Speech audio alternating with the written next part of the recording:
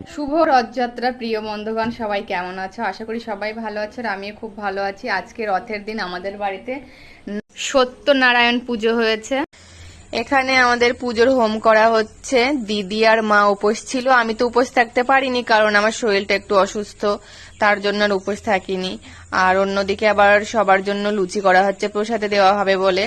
আগে ঠাকুরের ভোগের ওখানে লুচি সুজি সবকিছু করা হয়ে গেছিল, কিন্তু সবার জন্য এখন করা হচ্ছে লুচিগুলো। পুজো করা হয়ে গেছে, এখন সব প্রসাদ রেডি করা হচ্ছে। সবাই আসবে, একে একে সবাইকে দিতে হবে। দিদি এখানে সিন্নি প্রসাদ মাখছে। সিন্নি প্রসাদটা খেতে আমার খুব ভালো লাগে।